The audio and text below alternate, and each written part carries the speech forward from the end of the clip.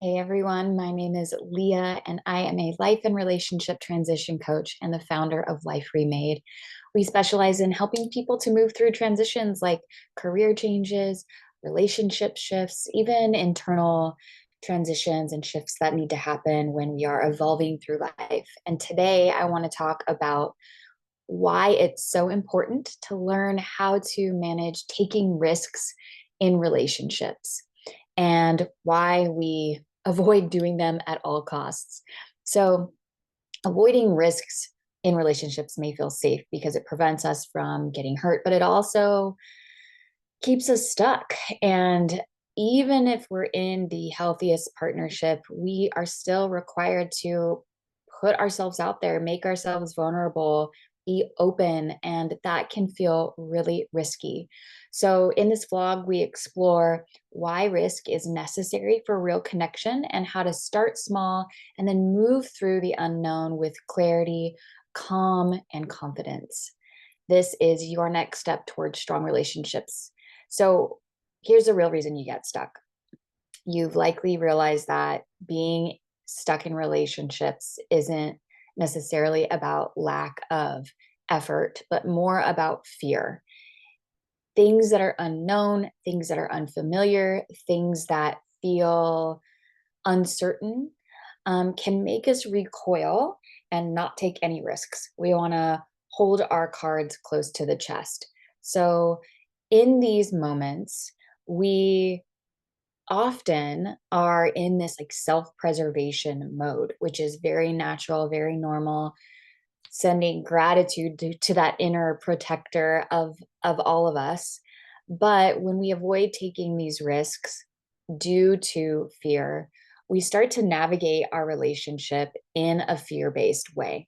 So we start to hold back, we start to act differently, we start to do things out of passive aggression or out of inauthentic um, expression of what it is that we truly want. We don't say the thing that we need to say because that's risky. We don't do the thing that we truly desire doing because that's risky. So when we are operating out of this sort of fear-based anti-risk mentality and attitude, um, our relationships will suffer or even end. They'll even self-destruct. So we have to be super careful because even though this is like a very natural, normal mechanism to use, oftentimes when I talk to clients who feel like they're finding themselves in the same patterns over and over again, it's because they are afraid of fully taking risks. And they might say they want to take the risk and they might say they're ready for the relationship, but the required risk that it takes to actually grow and nurture and nourish a relationship is is a lot. And so we have to be willing to give that to ourselves and give that of ourselves.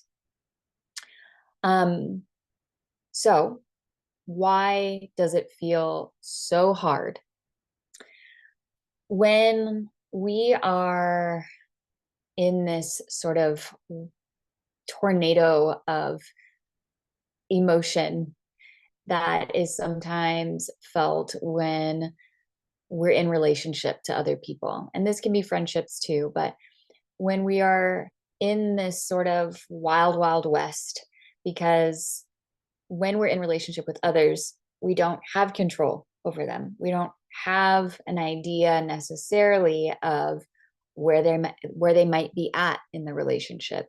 And those of us who may be anxious or even avoidant can either go into this overthinking mode, hypervigilant mode, which helps us to feel like we have a sense of control and ultimately helps us to not have to take risk, right? Because we're saying, if I can figure this all out now, then I won't have to be at risk for being hurt.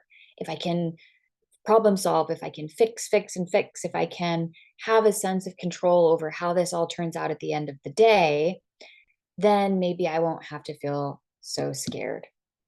And for the avoidant people, sort of shutting down, shutting people out, again, that is also trying to gain a sense of control, trying to gain a sense of certainty, some sense of like, okay, I know at least if I pull back, I can control, myself. This is predictable. This is more within my understanding. Still an avoidance of risk. And what happens in both of those scenarios is we're missing the actual connective tissue between the two people. We're missing what makes the relationship real and true and lasting and good. So we have to be willing to down our put down our weapons, put down our default modes of resistance to stress, and get uncomfortable. And this is why it's so difficult, is because it requires discomfort. It requires unexpected dynamics. It requires a loss of control. So here's how you can work through this. I always say, avoid big failures by taking small calculated risks. So we're always going to fail, but if you fail small, you can get yourself back on a track by developing a sort of resilience to those small failures. So put yourself in a scenario, or open up, or be vulnerable, or just pick one small risk that you can take. Share a feeling, say what you need, let someone see a side of you that you haven't let them see before, and then move through that moment. Feel the discomfort. Let it be weird. Let it be awkward. Let the silence make you cringe. Just see what happens. Pay attention to that moment of insecurity, that moment of risk. Then reflect afterwards. What actually happened? Did you survive it? What did you learn? How did you feel? What did the other person end up doing? And just note all of that. So what you're doing is you're normalizing risk, and you're looking at it as a form of experimentation and gathering information. The truth is, avoiding risk isn't protecting you at all. It's actually delaying the connection that you really want.